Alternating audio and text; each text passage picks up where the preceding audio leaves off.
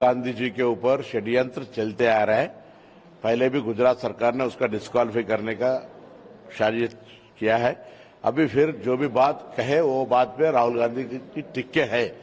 कितने भी केस लगाओ, हरासमेंट चलते रहे, राहुल गांधी जी उसका रास्ता नहीं छोड़ेगा। वो रास्ते पे पूरा देश की कांग्रेस रहेगा। ये बात से कोई डरने वाला नहीं है। और मुझे यकीन में नहीं आता बात किशन रेड्डी जी बोले राहुल गांधी को तेलंगाना में नहीं आना है। अगर आपको दम है रोक के देखो। अगर तेलंगाना में कोई तेलंगाना से बाहर करना है, बाइकआउट करना है तो आपको करना है, क्योंकि आपका प्रधानमंत्री पार्लियामेंट हाउस में तेलंगाना का क्रिएशन को क्रिटिसाइज किया है।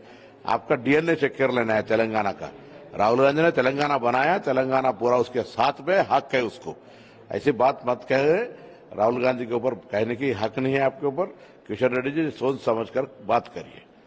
सर, फार्मर्स लोन वेवर को लेकर केटीआर ने भी एक बयान दिया था। वो बोल रहे हैं कि 40% से ज्यादा इम्प्लीमेंट ही नहीं हुआ, इसलिए फार्मर्स सुसाइड। देखो, फिर एक बार केटीआर साहब को हम साफ साफ बताना चाहते हैं कि 2 लाख के अंदर जो है, हम पहले वही बताए, वो कभी कोई नहीं हुए तो हम हमारे पास भेजिए, हम उसको करके दिखाएंगे।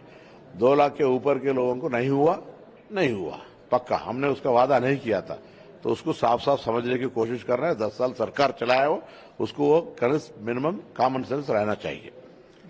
తెలుగు రాహుల్ గాంధీ గారిని వేధించే భాగంగా అస్సాంకు సంబంధించిన వాళ్ళు కేసులు పెట్టడం జరిగింది.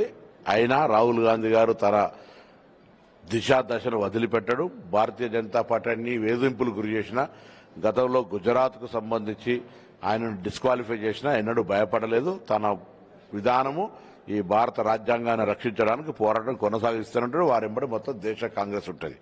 అదేవిధంగా తెలంగాణలో కిషన్ రెడ్డి గారు చెప్తా ఉన్నారు రాహుల్ గాంధీ గారు తెలంగాణకు రావద్దని.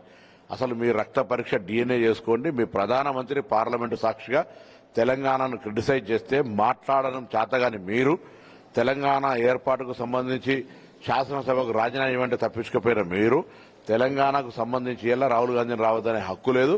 ఒకసారి అంతరాత్మ పరిశీలన చేసుకోండి. చేతనైతే తెలంగాణకు నిధులు తేవడానికి మీరు ఏం కృషి చేస్తారో కేంద్ర మంత్రిగా చెప్పండి.